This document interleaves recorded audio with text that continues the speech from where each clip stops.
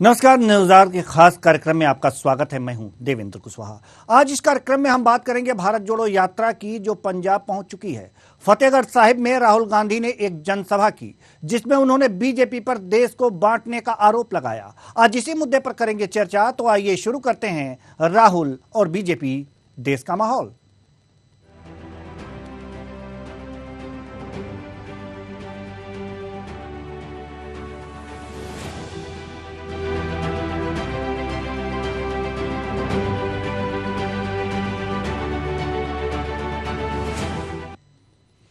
भारत जोड़ो यात्रा पंजाब में प्रवेश कर चुकी है। राहुल गांधी ने पंजाब के फतेहगढ़ पंजाब पहुंची भारत जोड़ो यात्रा। गुरुद्वारा में माथा टेका और एक जनसभा के दौरान बीजेपी पर निशाना साधते हुए देश बांटने का आरोप लगाया। एक रिपोर्ट देखिए, फिर चर्चा भी करेंगे। पंजाब पहुंची भारत जोड़ो यात्रा। राहुल ने टेका गुरुद्वारे में माथा। बीजेपी पर देश का माहौल बिगाड़ने का लगाया आरोप। कहा, बीजेपी करती है लड़ाने का काम। कन्याकुमारी से शुरू हुई कांग्रेस की भारत जोड़ो यात्रा आज पंजाब पहुंची। हरियाणा से सटी पंजाब के सरहिंद की दाना मंडी में फ्लैग एक्सचेंज सेरेमनी के बाद यह यात्रा पंजाब में प्रवेश की। इससे पहले बुधवार सुबह कांग्रेस नेता राहुल गांधी फतेहगढ़ साहिब स्थित गुरुद्वारे में माथा टेकने पहुंचे। भारत जोड़ो यात्रा के पंजाब में प्रवेश पर कांग्रेस की ओर से ट्वीट कर जानकारी दी गई। 11 जनवरी की भारत जोड़ो यात्रा का कार्यक्रम शेयर करते हुए कांग्रेस ने लिखा, एक नया सवेरा, एक नया प्रदेश। सैकड़ों मीलों के सफर के बाद आज 5 पवित्र नदियों से संचित किसानों और जवानों की भूमि पंजाब के फतेहगढ़ साहिब में शुरू होकर लुधियाना तक जाएगी। पंजाब के प्रवेश के बाद फतेहगढ़ साहिब में राहुल गांधी ने बीजेपी पर जमकर निशाना साधा। राहुल गांधी ने कहा कि वह बीजेपी एक जात को दूसरी जात से, एक भाषा को दूसरी भाषा से लड़ाने की कोशिश कर रही है और देश का माहौल बिगाड़ दिया है। हमने सोचा देश को मोहब्बत, एकता, भाईचारे का रास्ता दिखाना चाहिए, इसलिए हमने यह यात्रा शुरू की। बीजेपी के लोग, आरएसएस के लोग देश को बांटने में लगे हैं, एक धर्म को दूसरे धर्म से लड़ाने में लगे हैं, एक जात को दूसरी जात से, भाषा को दूसरी भाषा से लड़ाने की कोशिश कर रहे हैं और उन्होंने देश का माहौल बिगाड़ दिया है।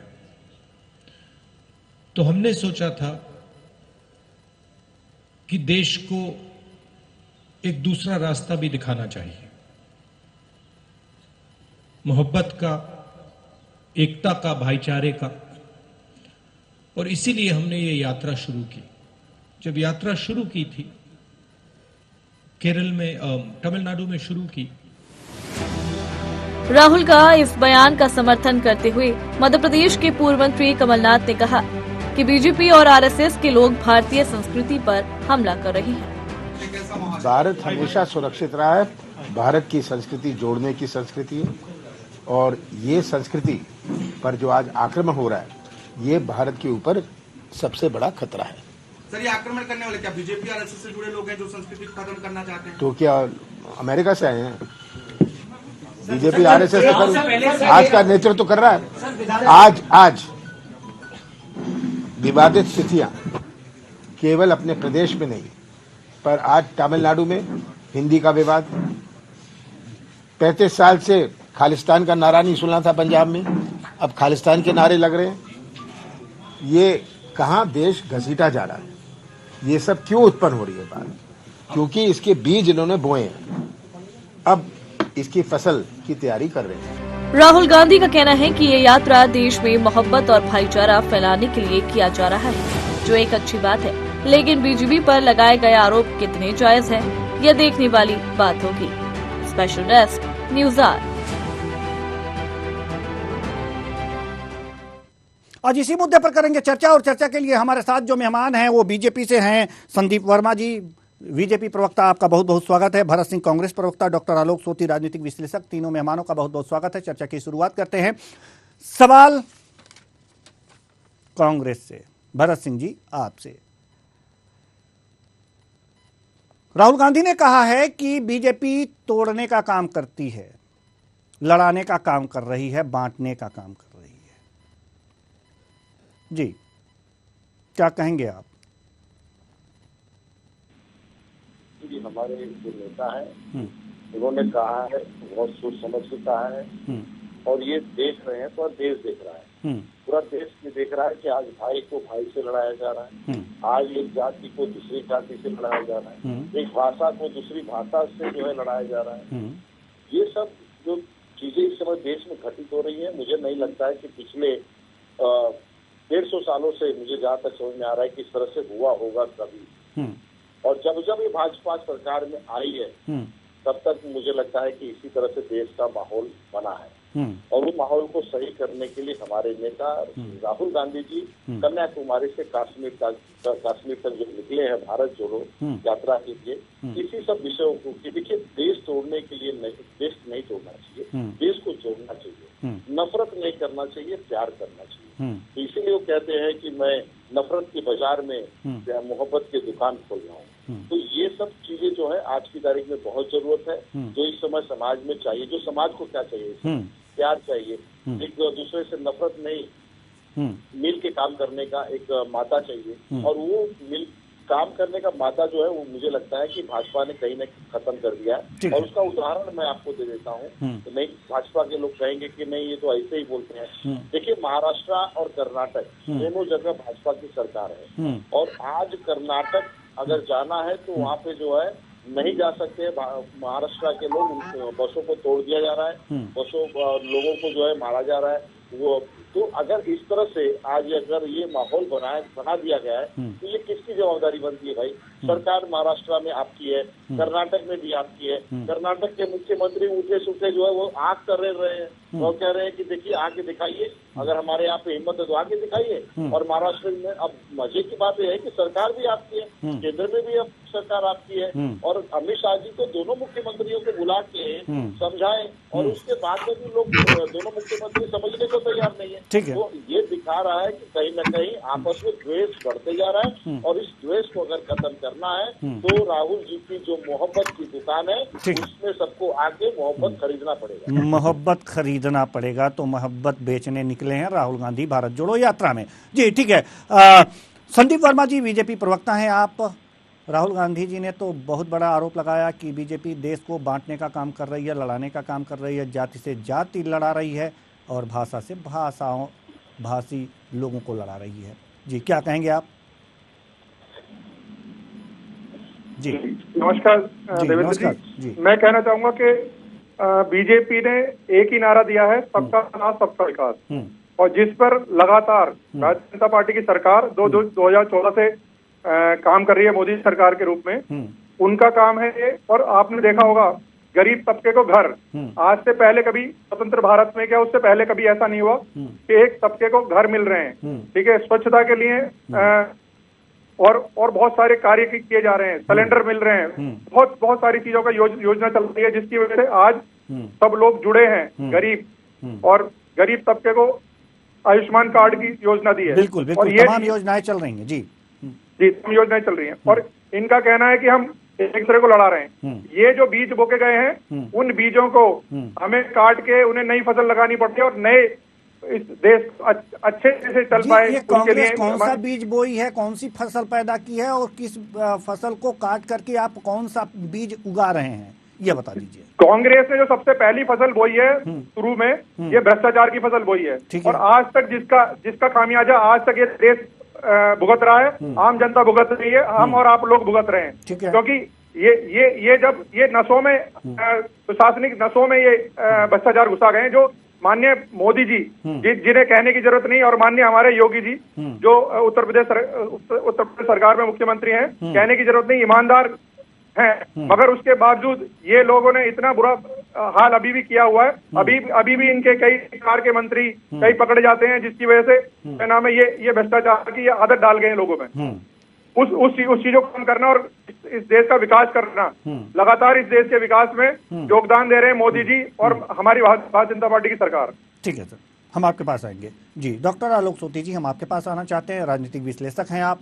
राहुल गांधी ने कहा है कि बीजेपी देश को बांटने का काम करती है, तोड़ने का काम करती है, लड़ाने का काम करती है, जात से जात लड़ा रही है और भाषा से भाषा बोलने वाले दूसरे भाषा बोलने वालों को आपस में लड़ा रही है।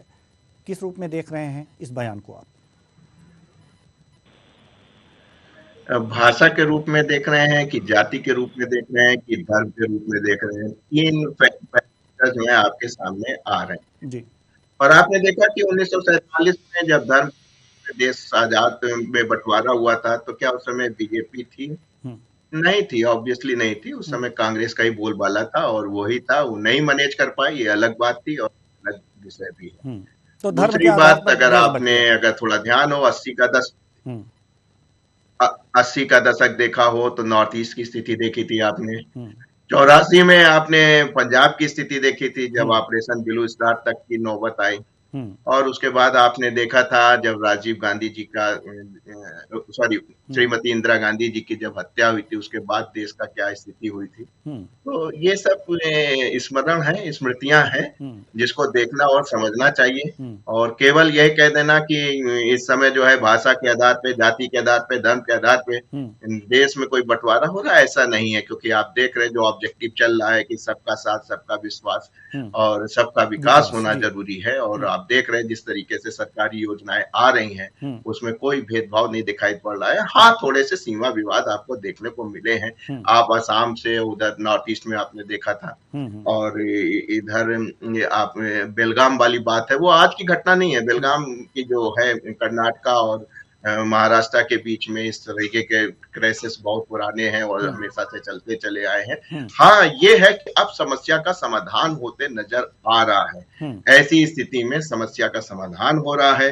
ये चीज हम लोग को अब देखने को मिल रही है राजनीतिक पॉइंट ऑफ व्यू। तो हम लोग तो निष्पक्षता से देश को देखते चले आए हैं। 1975 में बहुत छोटा सा था, लेकिन कुछ स्मृतियां हैं जो कि अभी भी है और उनकी भी मैं एनालिसिस करता हूं। लेकिन जो मैं देख रहा हूं, जो बात कही जा रही है वो ऐसा कुछ नहीं है। ऐसा कुछ नहीं है भरत सिंह जी, ऐसा कुछ नहीं है जैसा आपके नेताजी ने कहा है।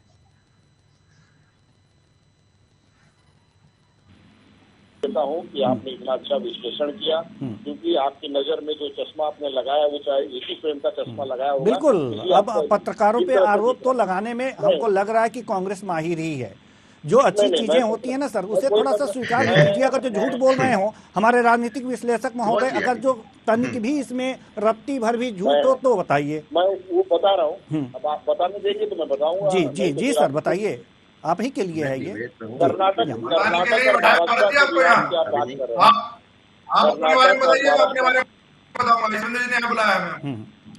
ठीक है सर। भरत जी भरत जी। कर्नाटक और महाराष्ट्र के विवाद की आप बात कर रहे हैं, बोल रहे सुलझा लेंगे। अरे मैं महाराष्ट्र में बैठा हूँ, मुझे पता है श्रोती जी की यहाँ पे परिस्थिति क्या है। यहाँ के मुख्यमंत्री जाते हैं, नतमस्तक हो जाते हैं वहाँ पे दिल्ली में और कहते हैं कि जो आका आप कहेंगे हम वही करेंगे। अरे इतनी मजबूरी क्या है? एक मुख्यमंत्री आपको ललकार रहा है कि आके दिखा दो बेलगाम में, और आप जा नहीं सकते हो। और उसके बाद में आप कहते हो कि नहीं सब कुछ सही है, सब कुछ चंगा है। कोई चंगा नहीं है। यहाँ पे द्वेष बढ़ते जा रहा है। और सबसे बड़ी ताजुब की बात है कि दोनों जगह में, तीनों जगह आपकी सरकार है, तो आपकी सरकार में आपके मुख्यमंत्री आपकी बातें नहीं सुनते हैं। तो ये द्वेष नहीं है तो क्या है? ये विभाजन नहीं है तो क्या है?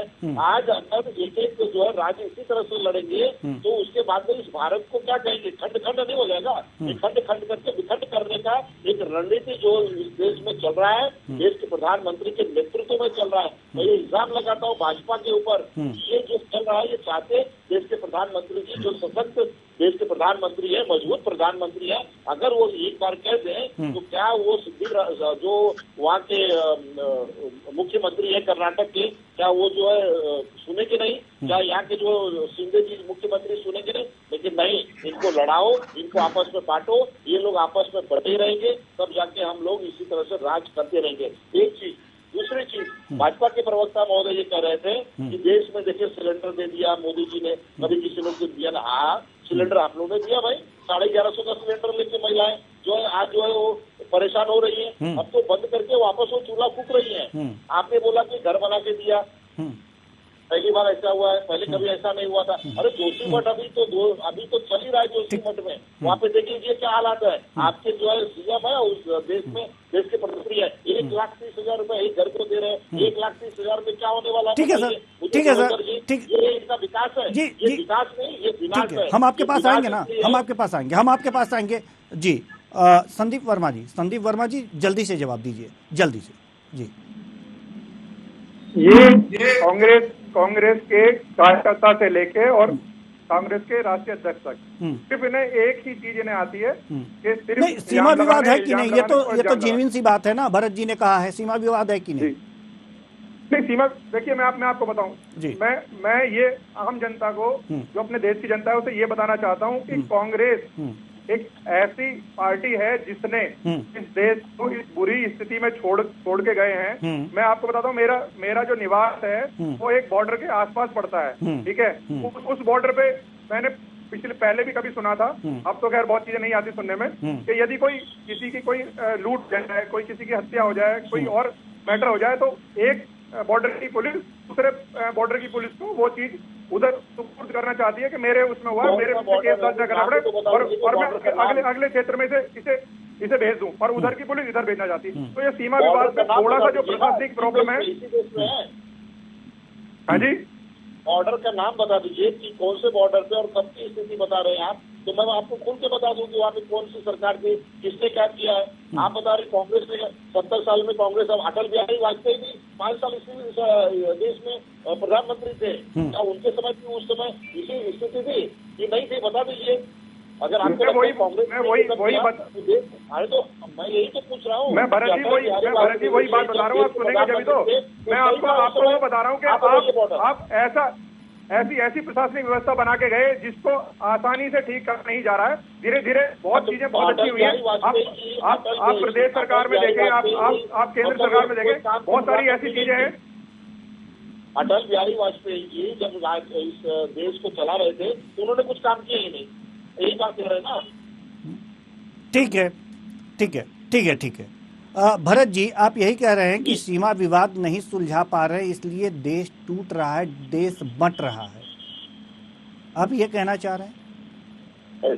देखिए, सीमा विवाद तो है, वो तो मैं आपको बताऊं एक ही जगह नहीं है, 2-3 राज्यों में चल रहा है। तो आप उत्तरांचल में चले गए, वहाँ पे देखिए, वहाँ पे सीमा विवाद में क्या हुआ। फिर यहाँ पे देखिए यहाँ पे भी क्या हुआ। आप महाराष्ट्र और गुजरात के बॉर्डर पे भी ये शुरू हो गया है। आपको शायद नहीं पता हो तो आपको जानकारी दे दूं। अब बहुत सारे ऐसे लोग हैं जो गुजरात वाले, महाराष्ट्र के जो लोग बोले हम गुजरात में जाना चाहते हैं, गुजरात वाले बोले हम महाराष्ट्र में जाना चाहते हैं। ये लड़ाई इसी तरह से अगर चलेगी इस देश में, देवेंद्र जी, तो सोचिए कि एक राज्य वो स्थिति क्या पैदा स्थिति पैदा हो जाएगी। इतना होगा उस समय। तो ये सीमा विवाद हल क्यों नहीं हो पा रहे हैं? संदीप वर्मा जी ये बताइए, उसके बाद डॉक्टर आलोक सोती जी के पास हम जाएंगे। जी, मैं वही बता रहा हूँ देवेंद्र जी। हमारी सीमा जो उत्तर प्रदेश की सीमा है, जहाँ मेरा निवास है, बराबर दिल्ली सरकार है, वहाँ हो या फिर और बहुत सारे। असल में हुआ क्या है, जो कांग्रेस सरकार है, कांग्रेस सरकार ने जो हमें पिछली बहुत सारी चीजें ऐसी मतलब गिफ्ट में देके गए हैं कि एक शासन व्यवस्था हो या फिर पुराने गड्ढे हो जिन्हें भरना एक आसान हमारे लिए बहुत आसान नहीं हो रहा। जी, दिल्ली में हमारी सरकार है, दिल्ली में आपकी सरकार नहीं है, ना ही हमारी सरकार है। मगर मैं ये दिल्ली सरकार की बात नहीं कर रहा, मैं प्रशासनिक व्यवस्था की बात कर रहा हूँ। प्रशासनिक व्यवस्था में आप ऐसे कानून बना के गए, ऐसे इस देश थोड़ा सा सुन लीजिए ना भरत जी, में समय लग रहा है। भरत जी सरकार की बात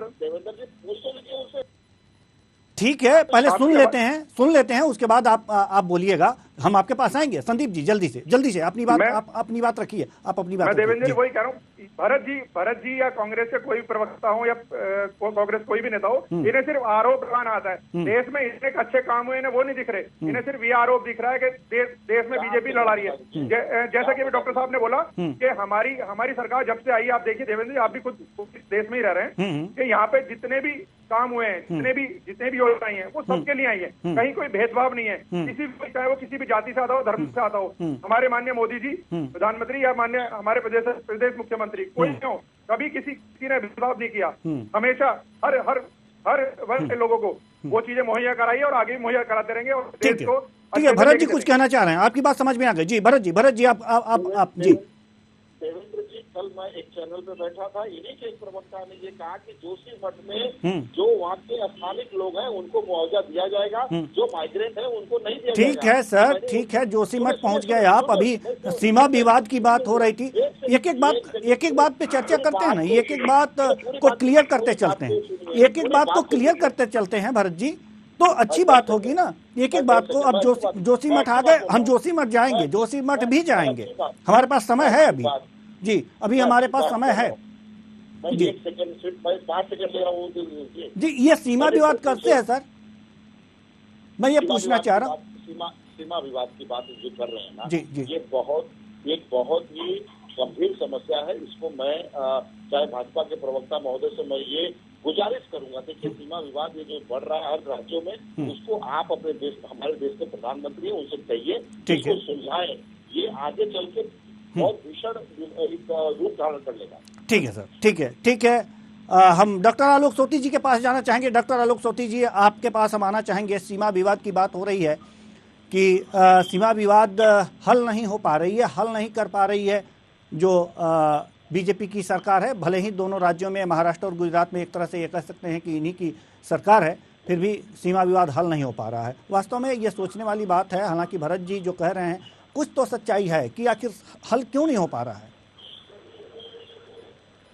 ये कोई अभी पिछले विगत समय की नहीं समस्या है, ये बहुत ही लॉन्ग टर्म है। अगर इसको समझने के लिए आपको 1956 में जाना पड़ेगा कि जब बन रही थी, उनका जो डिमार्केशन हो रहा था कि जब लैंग्वेज के आधार पे बन रही थी, और जो कि कमेटी ने कहा था कि लैंग्वेज के आधार पे ना बनाया जाए, लेकिन मजबूरी थी, कुछ ऐसा स्थितियां आ रही थी जिसके आंध्रा में आपने देखा था, उसको इस तरीके का करना पड़ा। तो चूंकि बड़ा सा देश है, डाइवर्सिफाइड है, इस तरीके की छोटी छोटी स्थिति में सीमाओं पे इस तरीके की प्रॉब्लम्स आती रहती हैं। तो ये आज की नहीं है, यूपीए सरकार 10 साल रही, क्या उस समय ये समस्या नहीं थी? नहीं हल कर पाए। तो ये बहुत लॉन्ग टर्म होती है, और अपने आप धीरे धीरे जो है लोगों की समझ आने लगती है। एक जनरेशन खत्म हो जाती है, दूसरी आती है, टेक्नोलॉजिकली ट्रांसफॉर्म होता है, आदमी रोटी रोटी के रह जाता है। तो इस प्रकार की भूमि से जुड़ी रहने वाली जो प्रथा होती है वो धीरे धीरे समाप्त हो जाती है। नॉर्थ ईस्ट में हमने सन 80 में देखा, आपने देखा होगा कितना बड़ा आंदोलन हुआ था। ऐसा लग रहा था कि चिकन नेक को किसी दिन ब्रेक कर दिया जाएगा और उसके बाद जो है नॉर्थ ईस्ट जो है भारत से अलग हो जाएगा, लेकिन उसके बाद भी रहा और काफी आप देखिए। ठीक है, भरत जी कुछ कहना चाह रहे हैं। डॉक्टर साहब, भरत जी कुछ कहना चाह रहे हैं। भरत जी जल्दी कुछ कहिए, हम उसके बाद हम संदीप वर्मा जी के पास आएंगे। आलोक जी, आप पत्रकार हैं, विश्लेषक हैं, बहुत अच्छी बात है, मैं बहुत आपकी इज्जत करता हूँ। 1956 से जब ये विवाद चले आ रहा है, हमारी सरकार थी, आपने बोला क्या इनकी सरकार क्या क्या, हमारी सरकार में बताइए कि एक भी इस तरह से वाकया वहाँ पे हुआ था क्या?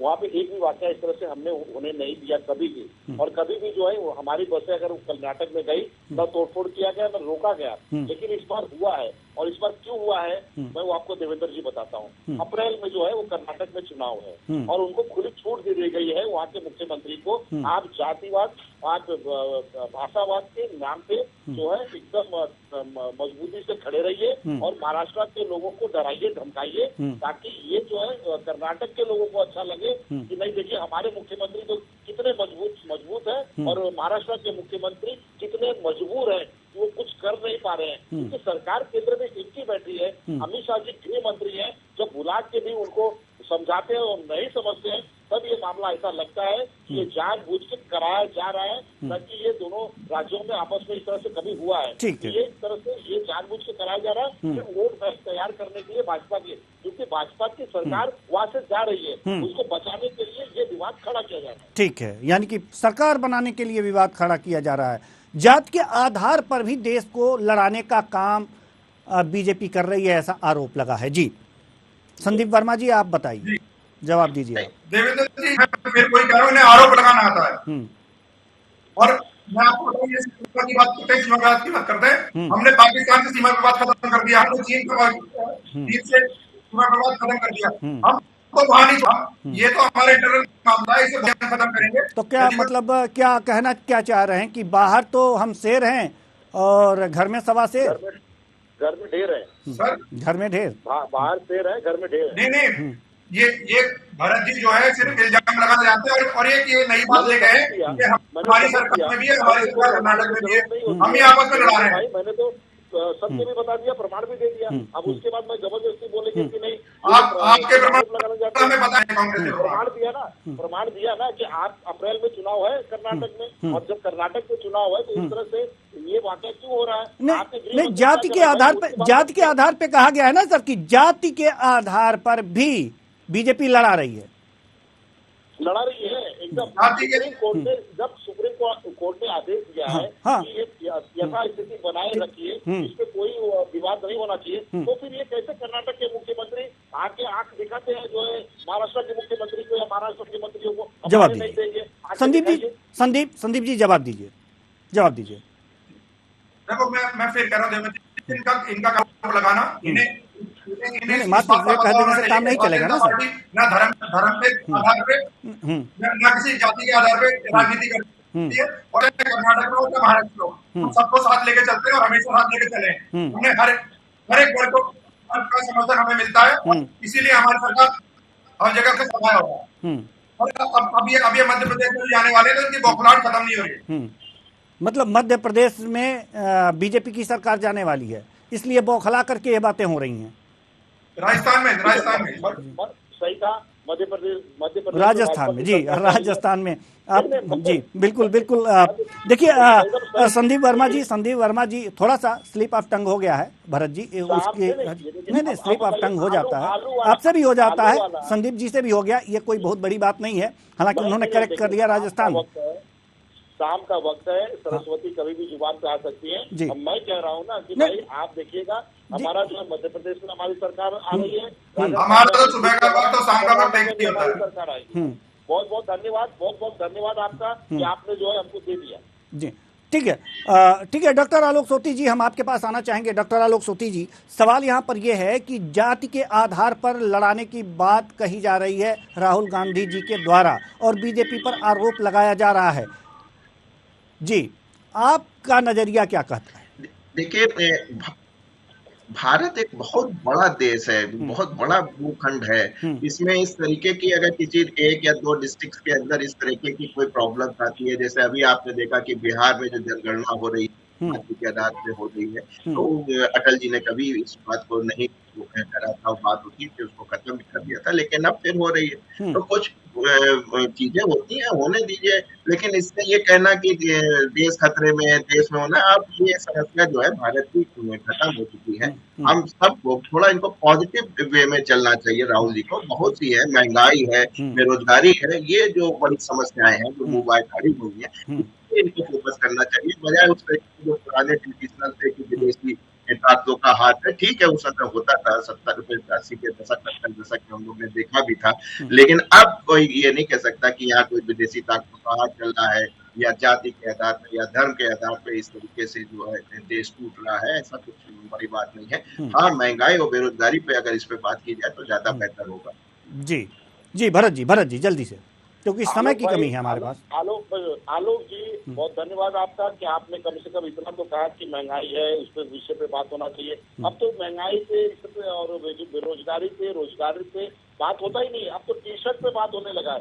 भाजपा को टी शर्ट भी चुभने लगा है, और राहुल जी जो है जिस तरह से वो एक टी शर्ट पहन के इस भीषण ठंडी में भी जो है पद यात्रा कर रहे हैं, उनको तो ठंडी नहीं लग रही है, सिकुड़न नहीं हो रही है, लेकिन उनके चलने की वजह से और भाजपा को कहीं ना कहीं उसका जो है सिकुड़न हो रही है, और ठंडी इतनी लग रही है भाजपा को कि पूछिए मत। ठीक है सर, ठीक है, जल्दी से, हमारे पास बिल्कुल भी समय नहीं है। संदीप वर्मा जी कुछ कहना चाह रहे हैं, जल्दी से सर। मैं भारत जी से कहना चाहता हूँ कि हम तो सोना नहीं बनाते, ठंडी में घूम तो रहे, मगर आलू में सोना बनाने का हमारा काम नहीं है। हमारे रिसर्च कर रहे हैं कि आखिर कई बार गलती आदमी से होती है, मगर ये राहुल गांधी आपके राष्ट्रीय नेता ही ऐसे जो तमाम ऐसे बयान देते हैं। अभी भी उन्होंने एक ऐसी बचकानी मीडिया ने देखा, बहुत सारी चीजें करते हैं, ठीक है, मगर मेरा मानना यह है कि आप आरोप लगाना बंद करें और देश को आगे बढ़ाने का काम करें। हमने चीन के साथ, पाकिस्तान के साथ बहुत जगह हमने विवाद खत्म किए, और उन्हें ये दिखा दिया कि भारत जो है, भारत अपने आप में सक्षम है और वो क्या कर सकता है। को लड़ाया जाएगा तब आरोप लगेगा। ठीक है सर, ठीक है, हमारे पास समय बिल्कुल भी नहीं है। बहुत बहुत धन्यवाद तीनों मेहमानों का। तीनों मेहमान आए और अपने अपने विचार साझा किए, तो कुल मिलाकर के ये देखा जा रहा है कि राहुल जी द्वारा, कांग्रेस के द्वारा बार बार ये आरोप लगाया जा रहा है कि देश बीजेपी और आरएसएस मिलकर तोड़ रही है, और वह इस देश को जोड़ने के लिए निकले हैं। लेकिन किस तरह से तोड़ रही है, कैसे तोड़ रही है, इस सवाल का जवाब शायद कांग्रेस के पास नहीं है। लेकिन सवाल यहां पर यह है कि चुनाव आ रहे हैं और इस चुनाव के लिए कोई न कोई मुद्दा, कोई न कोई आरोप प्रत्यारोप लगते रहेंगे और इस मुद्दे को भुनाने का प्रयास भी होता रहेगा। लेकिन सही मुद्दा उठाना कांग्रेस की जिम्मेदारी है। अगर सही मुद्दा नहीं उठा पाएगी तो वास्तव में मुंह की खाएगी। फिलहाल इस कार्यक्रम में इतना ही। मुझे दीजिए इजाजत। नमस्कार।